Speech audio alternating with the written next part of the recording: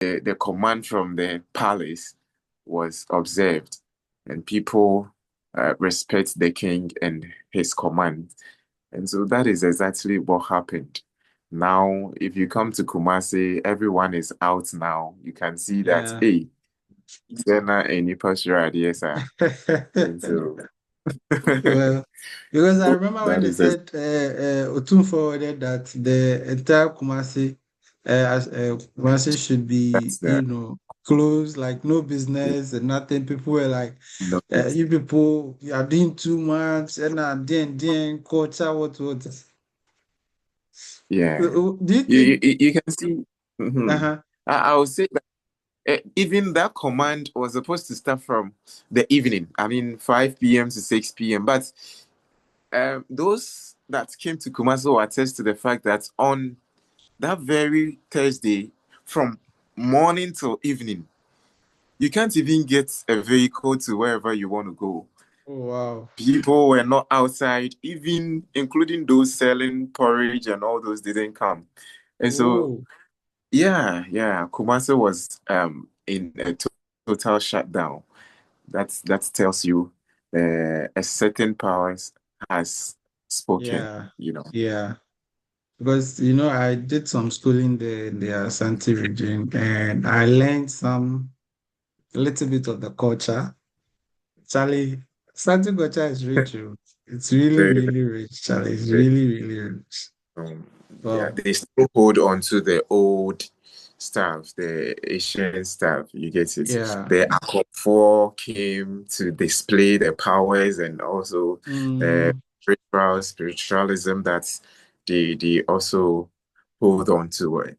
So it was very rich, very rich. Charlie.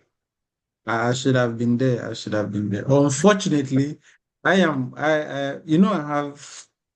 a family in Kumasi, more like someone who use foster family, but I have a family in Kumasi where I grew up. I grew up in a care home, so all my Okay, uh all my Ebusianfo are there. very My sure. foster parents and everyone. Some of my brothers Mm, are there. If not the events that I'm having next sure. month, I would have probably come around.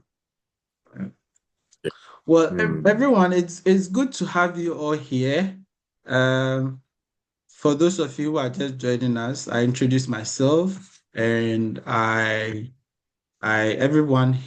everyone here introduced themselves as well. So I'll just begin. I'll tell you a little bit about YDP Ghana, and then Um, we would Hello. begin. Yeah, Yeah, Mohammed, are you speaking? yes, please. Greetings to you all on the call. Yeah, So, greetings. um, uh, our brother Lisbon was doing the talking, right? But I just wanted to ask a question, right? Yeah. With respect to the tradition. okay. My question is, okay. So, what would happen to anyone who violates the order, right? And Yeah, comes to comes to town, because we know as human beings there are always bad nuts, because even in the Garden of Eden, they refused to obey a specific, or if I should say just a simple instruction. So what will yeah. be the consequence? Oh, okay. Thank you, Mohammed. One thing is that in the olden days, if it were to be the olden days, anyone that violates this order would escort the Queen Mother to wherever she's going to. They will take off or behead that person. That Yeah. was then. You get it. But this present in the modern day, nothing serious like killing or anything will happen though. But the Abrafo will not just leave you like that. You enjoy something in your body, kakara, before you be left to go to wherever you are going to. And so you just have to obey. And it's a culture and also rituals. Even if not in physical punishment, spiritually, you don't know what can also happen to you. And if you've been on the social media, you see that one guy came out boldly with a phone, videoing himself, saying a lot of stuff that he's out. and to extent of even insulting the culture and the king. Oh, wow. If you watch a few minutes later, you see what happened to the guy.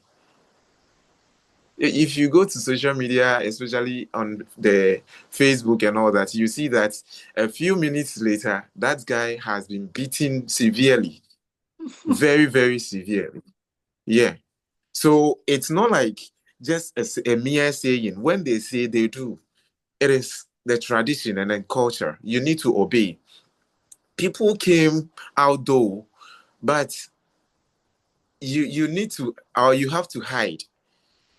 If you come out clearly to say that, hey, oh yeah, Bema, so you want to prove a point, they will also show you that they didn't just command you to be in the house. There's a reason why you have been commanded to be in the house. So yes, that is exactly happened. Okay. Okay, thank you Uh, very much for the feedback. this Yeah. is excellent. I Yeah. saw a hand, but I think we'll end on the That- event. Yeah. Otherwise, we can say a whole lot on it. But let's just proceed. Let me say a brief about YDP Ghana and tell you what we are about, and maybe we can take it off from there.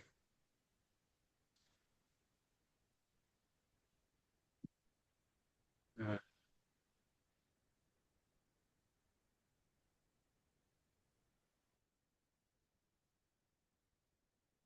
so YDP Ghana, it's the in full. It's called the Youth Development Project Ghana. Okay. And it's a project that we want to use, a platform we want to use to empower young people like ourselves, those behind us, those even above us, especially in marginalized communities, through mentorship programs, leadership training, vocational and digital skills development, financial literacy, um, educational support, and many more. Okay. And our aim is to be able to lead local solutions like community development projects, sanitation campaigns, youth-led businesses, and also while we address um, poor socioeconomic, yeah, let me put it that poor socioeconomic development among the youth, poor education access, and social exclusion. So YDP Ghana's main objective is looking at solving some social, economic, barriers, and also promoting youth involvement in um, national decision making, as well as you know trying as much as possible to get trying as much as possible to get the young people across the country, especially from the marginalized communities, to have a voice and also to contribute to policy, social policy especially, and even economic policies. We are 2 years and 2 months since the founding, and we have done quite a number of things. And recently, we did a skills training project, which has seen a number of you know impacts. It's awesome. It's really awesome. If you have the chance to follow our WhatsApp, Facebook pages, and our social media pages, you see that we've been posting our progress, especially on the skills training that we've had. It's been excellent so far, and we've had most of our beneficiaries actively, showing that they really are making impact, and so we really, really, we are happy, we are proud that we are actually making some strides. Okay. Now, today, what we are looking at basically is how to give the young people a voice, not today, but a voice that transcends beyond our local or even our surrounding. Okay, so if we are looking at training people, if we are looking at transforming lives, we cannot just sit in our own corner. We cannot sit in our own zone. We cannot sit in our own um, room and just say that we are making whatever we say. How possible can we project it out there? Okay, and if you take a look at today's, let me say, our social environment today, the Ghanaian social environment today, the people that have the voice are mainly the politicians.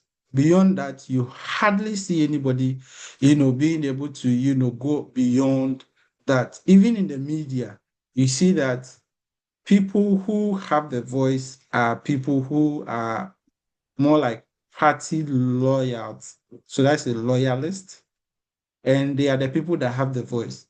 Most of the time, we that, let me not use we, but individuals that have independent mind and have, right policies, they have, intentional growth ideologies, and they want to propose to the communities, they don't get their voices put out there.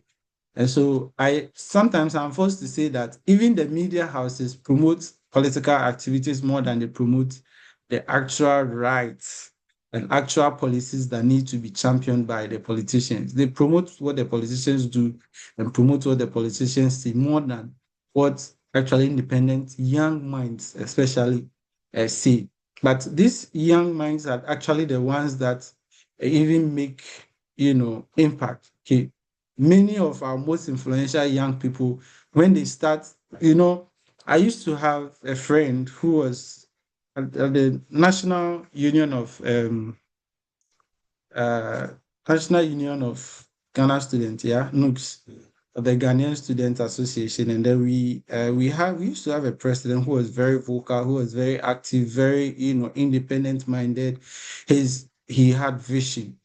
And then just after his tenure, he was affiliated to a political party, and then his thinking became disoriented. Okay, so we have very young men and women who are very vocal, very independent, but with the moment they associate themselves with political parties, they are disoriented. And I feel that's also because of the Godfather syndrome. When I say Godfather syndrome, most of our political youth, they are more aligned with this is my godfather. Whatever they do is what I do. Even when the person is trained, they are still supporting the ideologies of the person, even when it's not right or even in the best interest of the country. And this, is really something that is drawing the country back. But how can we as young people, how can we as a youthful generation, because Ghana's population currently is close to the young population in Ghana is currently, close to 40%. Okay, so 40% of Ghana's youth, let's say approximately 40% of Ghana's population are youth. And if we have a population like that who are very active and can work and can change situations and change policies, and are not being given the chances to do so unless they are affiliated to political parties or political ideologies, then where are we going? And so today's meeting is basically about how we are able to transform our independent minds as young people, not necessarily being affiliated with political parties, but as young people, how we are able to transition our ideologies from just our own surrounding to, into policies and having it transform beyond our generation, but for intergeneration generations after us and generations after those who come after us and those who come after them, and then on and on and on. So, for example, Kwame Nkrumah has done a lot of things that today we are falling on. Okay, he's established a lot of educational projects. He's established a lot of road projects that are currently serving us today. How are we able to put ourselves in that situation, put ourselves in a position where we voice out, and then it becomes policies, and not just talks, but actually actions. So we actually have to move from talks to actions. So that's the kind of discussions we are coming to have today. And I want to encourage you all that today it's a dialogue. It's why we call it the youth dialogue. We are going to have a conversation. We are going to talk. We are going to share ideas, and no one is wrong, and no one is, sharing bad whatever. We are all going to, share ideas. Mhm. Just open-minded and open-minded ideas on how best we can, you know, move forward as young people. So my co-host is Lisbon Yeboah Perry. He's a journalist. Our colleague who is supposed to be here, Priscilla Akwete, is unable to join. She mentioned that she'll be able to join, but she won't be able to speak. So you are just going to hear from both of us. We are just going to be doing the discussions. But I just want to say thank you for making the time for being here, and we encourage you to just contribute to the discussions we are going to do. Okay. So Chief Lisbon, I think I want to leave the floor to you. But before I come to you, um, let's hear from Edu, Bolton, Sumani. They did not introduce themselves, so let them introduce themselves. And of course, Mumuni, you also have to introduce yourself. Although you asked the question, you didn't introduce yourself. So, I mean, we can see your face, and then you can introduce yourself, and then I'll hand over to my colleague Lisbon to then start the engagement.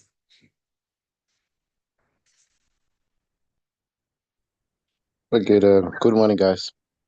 Morning. I'm Bolton SH from Engineering. I'm from Liberia. So Bolton is from Nigeria. Thank you for joining us. Thank No, you, thank you. Liberia. Oh, yeah. Liberia.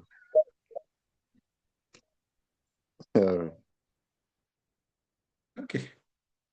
Liberia, right? Yes, please. Yes, please. Yes, Liberia. Sorry, you were on the call the last time we were having a business workshop. Yeah, Yes, please. I was. yeah.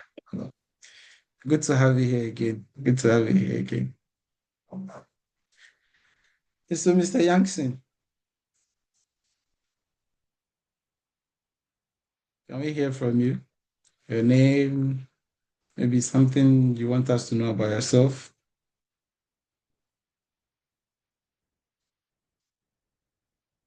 Hello, Mr. Youngson. Okay, I think he's not with us. So yeah, Mohammed.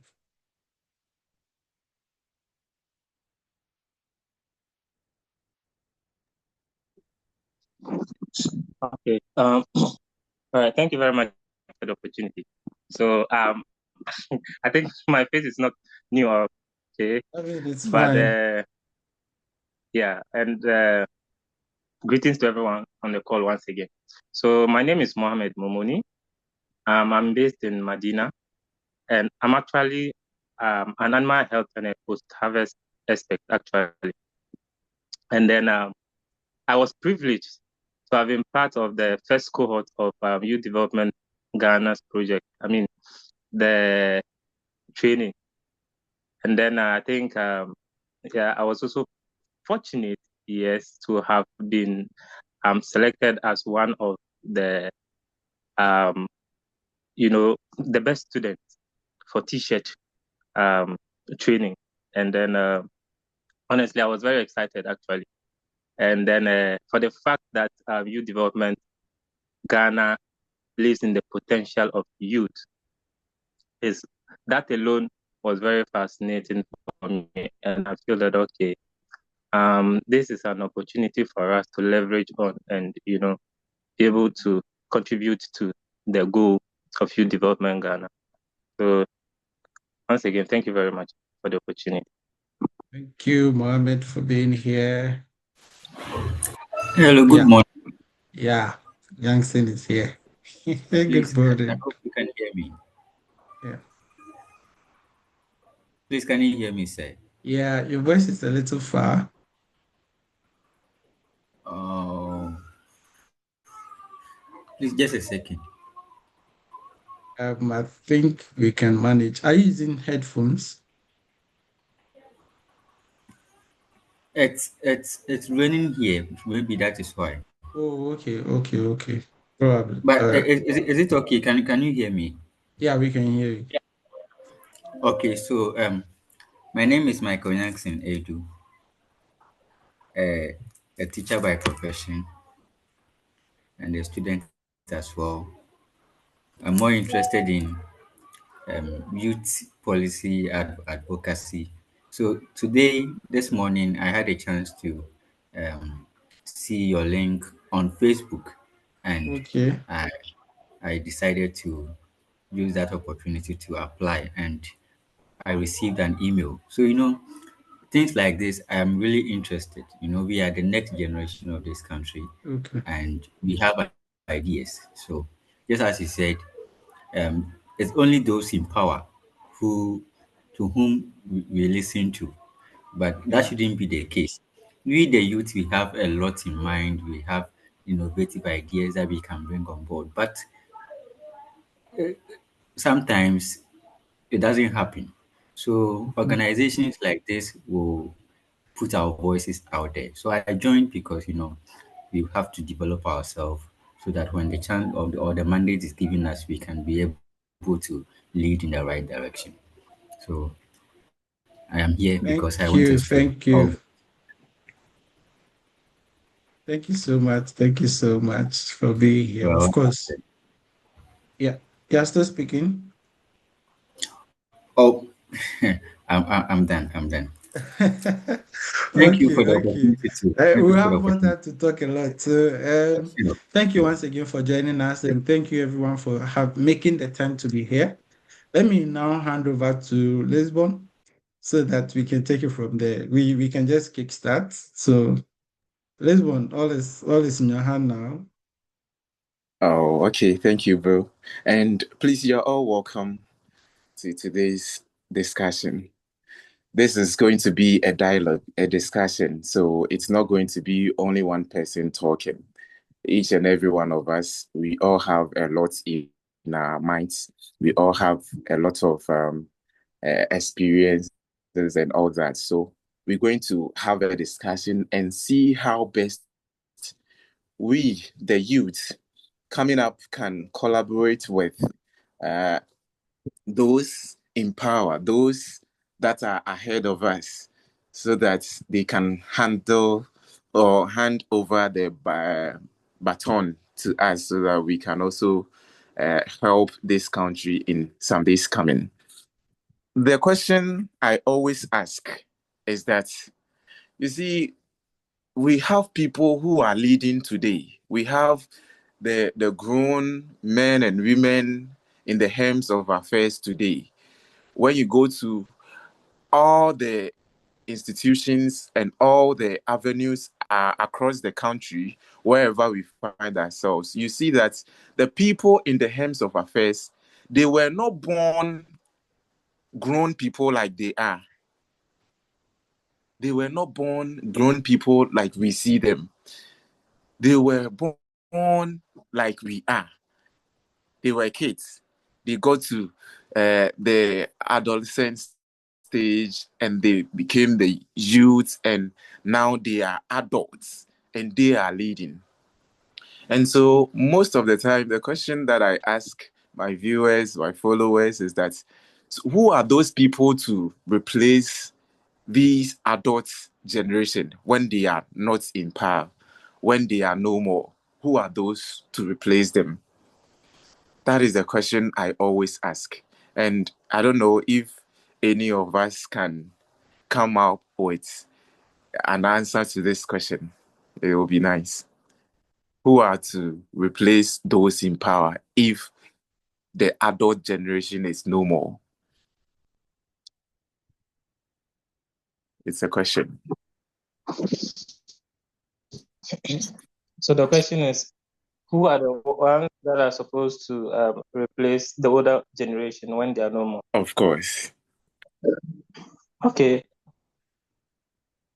Okay. So if I'm allowed to make a contribution, Yeah, sure, so sure. yeah, so I think that the youth, right? Mm-hmm. The youth are the ones that will be taking up from the older generation. They are no more, Mm. and so the older ones have a responsibility to nurture the younger ones like us. Mm. They are supposed to, bequeath unto Mm. us a society, Sure. right? That yeah, that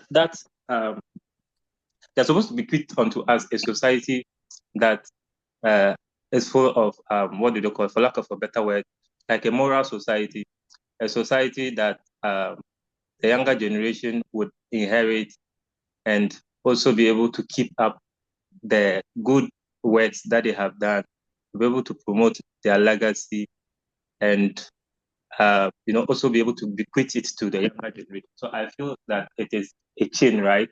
Mm-hmm. It's more like a value chain. So there's definitely going to be a time when people will grow and would have to pass on the baton. Like it's a race. Yeah. So when you run and then you are done with yours, you hand over to the next person. So in that order. So um, it is up to us now to take also the responsibility upon us, to learn, to to to grow, even if we do not have other people that will be able to guide us or counsel us. I think that there are a lot of resources out there that we can learn on our own to grow, like self-development, so that in the near future, of course, we will be taking over from the older generation. So yes, I think that the onus is on us as the youth. So we are the ones that will be taking over from the older generation. All right. You know, Thank you. and we also have a Uh, duty can to I? be able to be able to raise the younger generation that will come after us. Yeah, yeah. Thank you Yeah. so much, Mohammed. Yes. Please, So whether I can come in, yeah, that's sure, some 1 sure. minute.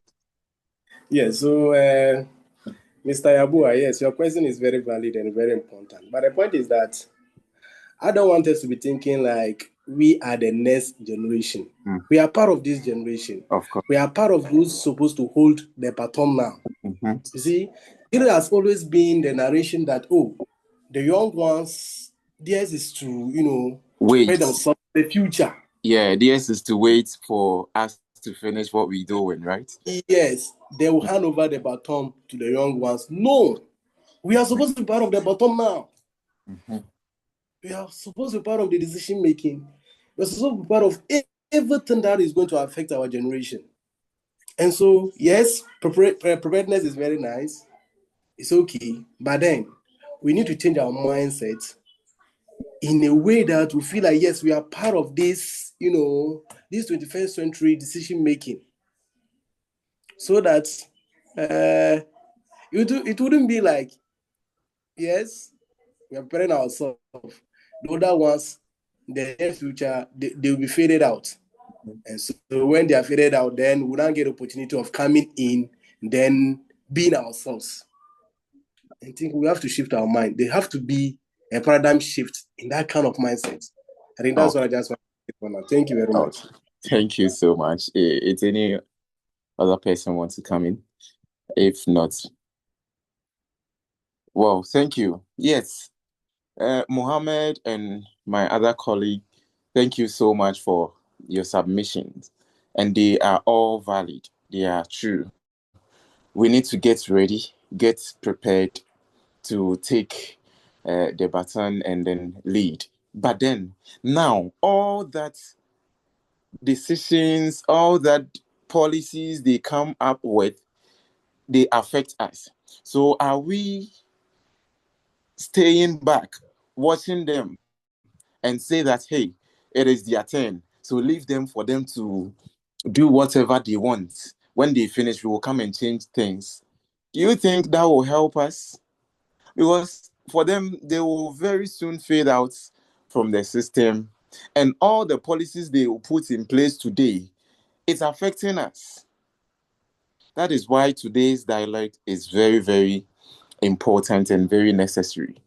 And so I brought up that question so that we all know that we have open-minded that, oh, Charlie, this time around, we have to be part of decision making. But let me ask this question. Are systems in our countries, in Africa here, do they allow the youth to be part of decision making?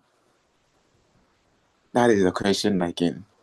Does the systems that has been put in place, does the system allow participation or inclusive decision making? I don't know if there's a Liberian here and other countries. I don't know your country how the system work, but you can share with us. Yeah, hello. Yes, sir. Yeah, so this is Mohammed again. Okay, Mohammed. So with respect to your question, I believe that yes, the systems have been designed for youth to be involved. But then I think that the system is run by people, right? And so these people that are expected to implement the system are the very ones that are impeding the system. So, for example, I think, if my memory serves me right, I think that if you look at our constitution, it says that a person that is of age 18 or beyond and of sound mind, is eligible to be able to vie for quote unquote political leadership position. And so that system is there, but it is not always easier to be able to penetrate the system because it seems like the older people have hijacked the system. And because they are running the system, they are running it such that it's only beneficial to them and not the younger, or if I should say, not for the collective good or the interest of the entirety of the people that they serve. So that is actually where the problem is. I'm speaking for Ghana actually, and not for the entirety of Africa. I don't know how other countries run their system, but here in Ghana, that is what I think I've observed.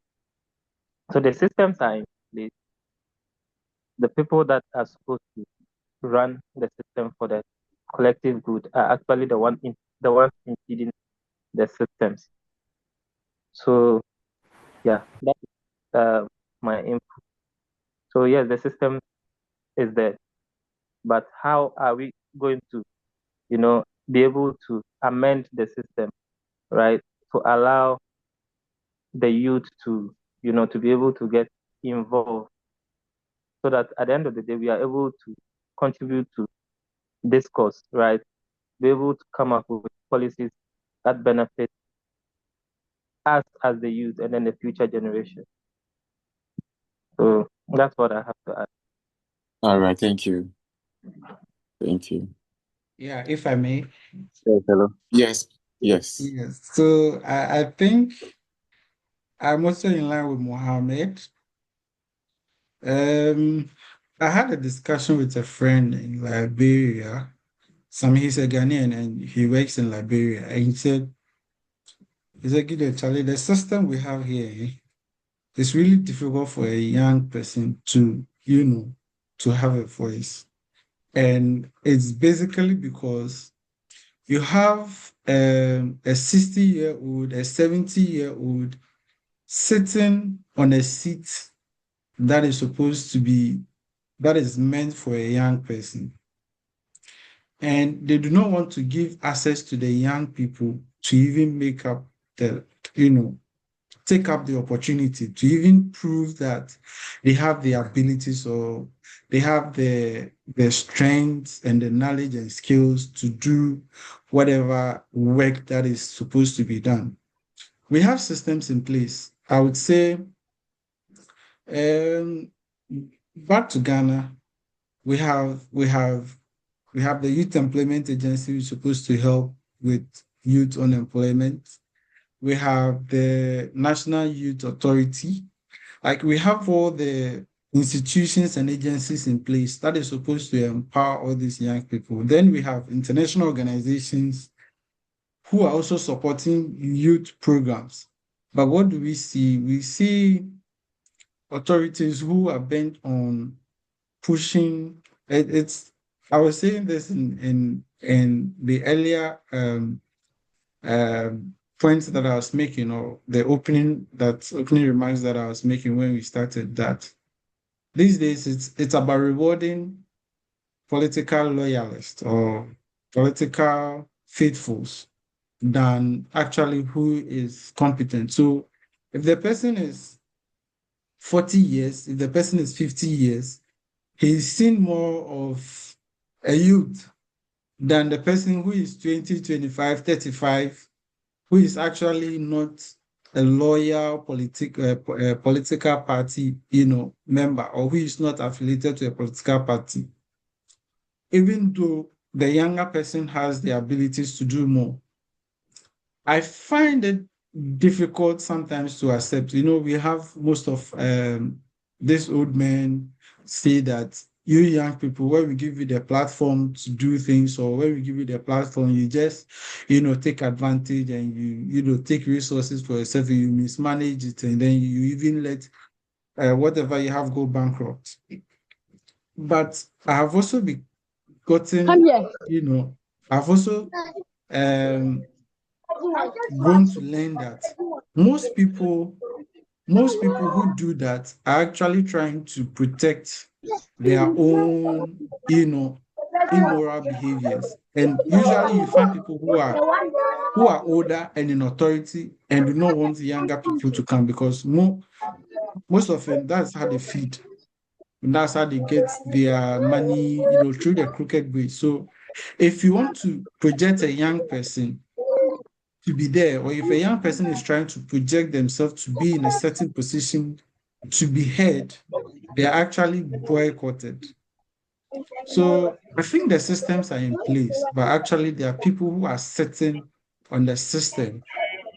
There are actually people who are sitting on the system and actually skewing it towards the favor of the few old people, and allowing the young people to be, the voices to be oppressed. And we also see the media houses not supporting this younger generation. We also see the media houses not supporting this younger generation, because if you don't have the political power, if you don't have the political voice, then you see that they end up, projecting only those who have the voices. We in Ghana, for instance, if you trace back from even election year 2024 till now, every young person who has genuinely, or let me not say genuinely, every young person who has been on a media platform to speak, a big media platform to speak, is actually affiliated to a political party. And it's either they are campaigning or they are speaking against a policy, or they are trying to promote a policy for their political party or government. And that's how it has been. The media has not, made any specific effort to actually push the young independent minds into having a voice. They always, press it down, push it down, and project only those who have political backing. Otherwise, the youth would have gotten a standing. Social media is trying to help a little bit. But what I'm also seeing is that the older generations, the older generation are actually kind of buying these young ones with, some incentives. So you see this very young person trying to be very vocal. This year, the following year, he's doing it for a political party. So sometimes too, the systems are not helping us, but when we also find our voice, we also get compromised due to what is sold to us. So I think it is, yeah, we have the systems, but sometimes those who find their voice to, walk through the system are compromised somehow. So that's my thoughts on the subject. All right, thank you, brother. Is there any other? Is there Liberian around? Yes, hello. Yes, sir, bro. Let's hear you from Liberia. So based on the comment that Gideon made, he said Samuel told him, it's something that used to happen, although is kind of happening now, but not at a huge scales or at a large scales.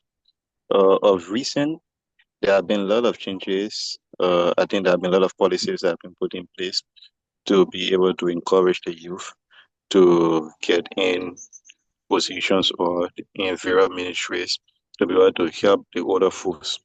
So back then, those older folks just used to be like they want to protect their jobs based on uh probably fat salary that they're getting or other benefits that they're getting, be it by crook or by what means. So they never or they don't want to leave that position because they know that they are kind of benefiting massively from such position. But now trajectory that things are going, of recent, there have been a program that have been launched by the Ministry of Finance and Development Planning, wherein young college graduate, try to incorporate them within the system, federal lands ministry based on your field of study. So, for example, if someone during the accounting, we take them, probably send them to Ministry of Finance Development Planning, send them to other government land ministry as relates to probably in financial sector, be it for energy sector, send them to probably EDC, and so on. Even youth and sport, send people there based on your credential, whether you did electricity, they send people in various ministries and government agency so that they can be able to get hands-on job experience from those older one. That in time, if those other older ones are no longer in a capacity to well function based on the trainings that they have nurtured to the younger one, they were to serve that position. So I think that's something that is commendable. And I can remember there have been any assistant. There's a program called PYPP President Young Professional Program, wherein also is something that is kind of uh challenging and it's not merit based. It's something that go through a very tedious process wherein college graduate or if you are in school, you apply, go through a lot of scrutiny process. And once you are qualified, the PYPP will train you based on your field of study and give you that uh, hands-on training where professionals will be able to to train you, and they will place you in various land ministries and agencies that you'll be working for them, working for the government as well, and they'll be paying you so that once you'll be able to graduate from college or be it going to do your master program, you already have that job experience. So once you are in those sectors, be able to work, that will be able to boost your energy, boost your knowledge because you'll be getting knowledge from those who are older. So if time comes that those people are no longer having the capacity to perform based on the training that they have rendered to you and those training that PYPP gave, they select smart students from the college. So you'll be well capable to be able to serve in such positions. So there have been a lot of changes as relates to the youth being able to replace the older folks in Liberia. Thank you. That's just my comment. Okay, that's fine. Then Liberia, they are doing well. That is so nice. Yeah. Hello. Okay. Okay. Hello. Yeah. So well this is an opportunity for us to, like you said before, you said it's not going to be a one-sided thing. So all of us will be allowed to contribute. Sure. So yeah, I know I've made an input already, but then while I was listening to the various submissions, something struck me actually. Okay. So I was thinking that, okay, so that's, what did you call it? Does culture shape our thinking when we are making policy? If so, then it takes me back to what did you call it? This our I don't want to use the word dispensation, but this our fourth republic, especially here in Ghana, where systems were being put in place, right? So I'm thinking that, okay, those days, what informed their thinking will probably be the culture. Because if you look at our cultural setting, right, I don't know if it runs across, but where I am coming from, mostly it is presumed that the older people are the ones with the knowledge. So they are the best brains. And so they The older you are, the exactly. wiser you become. Uh-huh. So they must always be at the helm of affairs. So while designing the system, it is presumed that, okay, let's put the older generation or the older people there so that they will be the ones to run the system. But I think um, there's evolution, right? Time changes.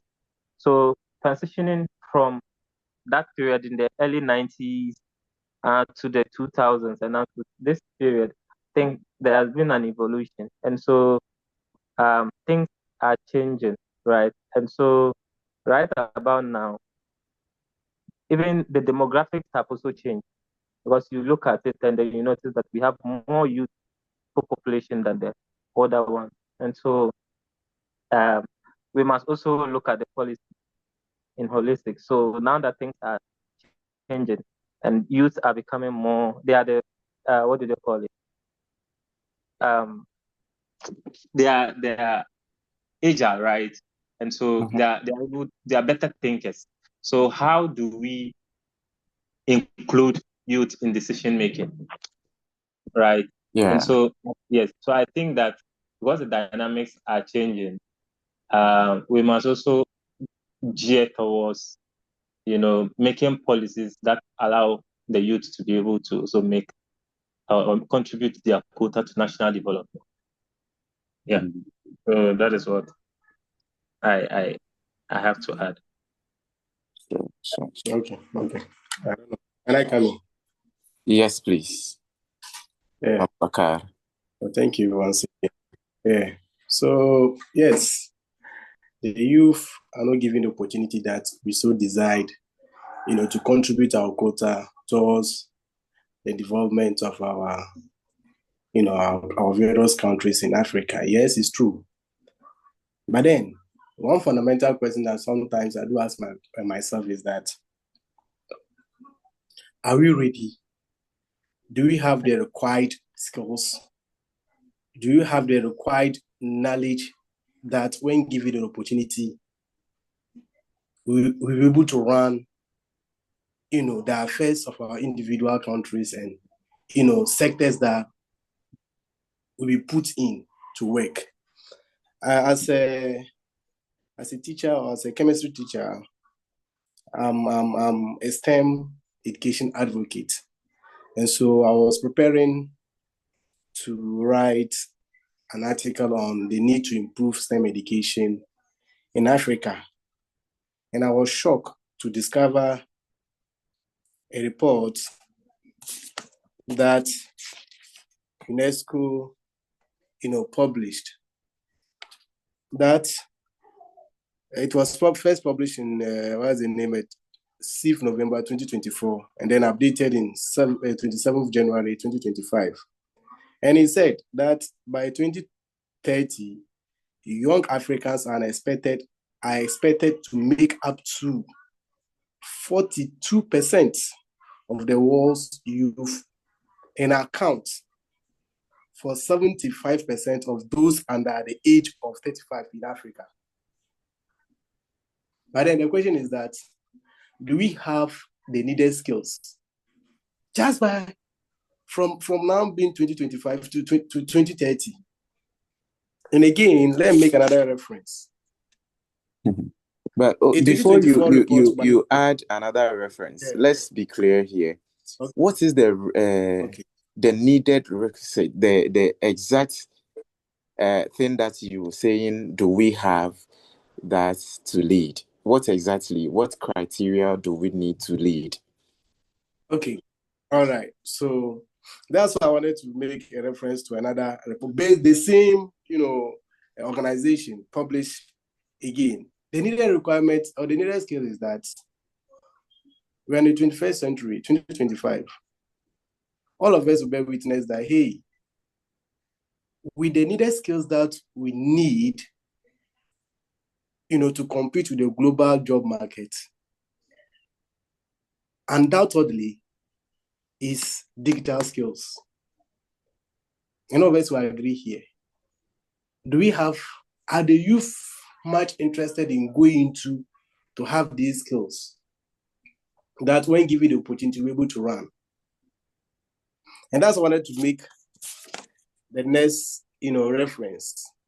Again, this one is also published by African Union Commission, that only 9% of the youth aged 15 to 24 across African countries have basic computer skills, with just 10% of the male workforce and 7% of the female workforce possessing these competencies, enhancing digital skills, literacy, and technical skills. So my colleagues, I'm a youth. I'm at age 27 now. Are we looking into the current dispensation with what the world needs to run than, looking back to our previous kind of curriculums, just teaching us that kind of theories. So the old folk feels like, yes, they call themselves the Gen Zs. They call themselves, having, embraced themselves with the needed requirement. But then we are not going to, push ourselves aside in a way that when they come, we feel like we're not part of the system. And so they're also protecting their dignity and their values wherever they found themselves. And so it has to take, intentional, very deliberate leaders that will be so intentional about the youth to bring policies that, let me give you one example. We are in Ghana here. Our one of our comrades, Malik Basintali, was given an opportunity to lead the youth employment agency.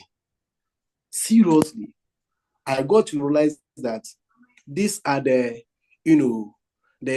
works of National Youth Employment Authority also. Yes, when he started, looking for jobs, collaborating with different agencies and getting jobs for the youth. And I asked myself, is it that because he's a young guy, that's why he's able to, to identify that, no, I'm a young guy, I can't come and sit here and then take my salary and all the benefit that comes with it and go away. But I need to get opportunities for the young ones. I asked myself, wow. And so has, somebody like him being a young guy, coming out with interventions and other things that are helping the young folks. Imagine you are granted an opportunity whilst you don't have the skills. I don't know whether you are following what I'm talking about. Of course, sure. Everyone is. And so, yeah. So to cut the story short, yes, we are the young guys. We are the youth of today and tomorrow. But are we so, curious to find out what does the world needs now to run, and eager to go into those fields. That when you give you the opportunity, we can run the affairs of whatever sector we are being put on. And so that one should also be looked at. Thank you very much. Maybe I'll come back later. You're welcome. Thank you. Teresa wants to speak. Okay, Teresa. Okay, thank you very much. I'm going to touch on whatever Gideon had said, and then Mohammed, and then Yakubu too. So when it comes to policies, I usually say Africa doesn't lack policies.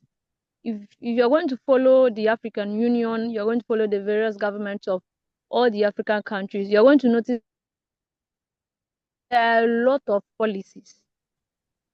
They've passed several policies. They've written several acts and passed several bills about youth involvement in everything. The whole issue points down to implementation. And then that brings me to the point of we always saying, when young people are given the opportunity, who should give them? Who should now give them the opportunity? They've already enacted bills to say that this is what young people should do. It is already your responsibility. So to now sit down and say, oh, if I'm given the opportunity into my local government system, I'll do this and that. The only thing you need to now do is know these policies, just like Yakubu was saying, know them, know the policies. Oh, these are the policies and these are the responsibilities or the privileges opened for young people to involve themselves in this sector, to involve themselves in this sector. What do I need to possess, like skill base, to occupy these positions?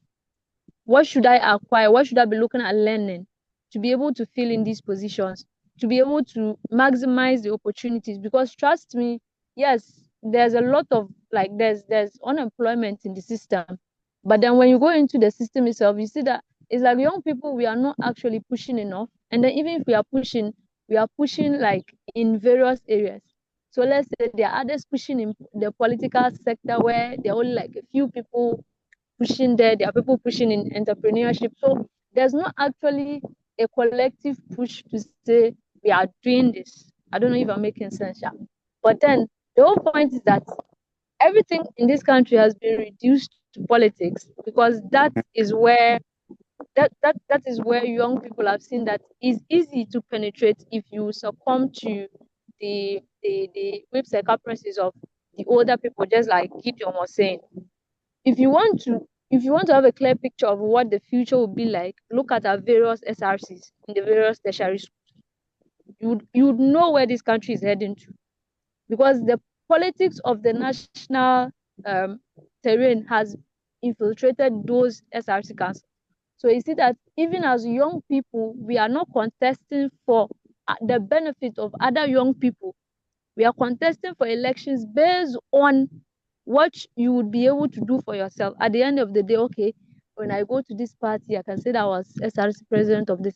That is good. But then when it comes to the point of doing whatever we are condemning the current national leaders for as SRC president, you are blaming the president of the nation for spending so much on a project you think is not necessary. But then as SRC president, you are spending money that could do reasonable things to just go and put up a small bus stop. When we ask you, it will be a problem. But then when you have young people like that in the space, they are going to start drilling down the efforts of other young people. Not to say that we are not doing well, but then there are young people doing extreme great work in this country. But then when you see these elderly folks trying to speak about young people, these are the people they bring as examples. Oh, you've not heard of this SRC president that's already chopping money. So imagine this person is an MP. So they bring up these bad examples to make it look like we are not actually doing work. But then as young people in this country and in this Africa, I must say, we are really trying. Young people in Ghana, we are really trying. But then maybe we are not trying the right way. You can be doing something, but then you're not doing it the right way. So in essence, you are just maybe quote unquote wasting effort. So the best you should do is identify, study the policies. We should study. There are policies that you should be able to study and analyze and know that, okay, within this policy, this is the allocations for youth. This is where the young people in this country can exploit. So study those policies. Know that I can exploit this when there's a backlash. I can do this. I can do that. On this side, we will need skills on maybe digital skills, just as Yakubu was saying. I'll need to learn how to negotiate. Learn these skills, and then when you get to the table, you're not. I'm not coming to beg for a position at the table. There has already been provision for me on the table. My own is to walk in and come and sit down. When you now challenge, why should I sit there? That is when I now show you what I carry, what makes me eligible to sit there. So maybe we should start learning about the various policies in our various countries and not continue.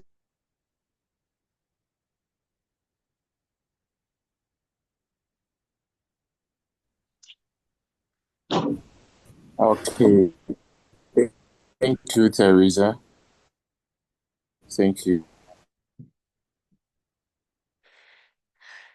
Can I also speak? Hello.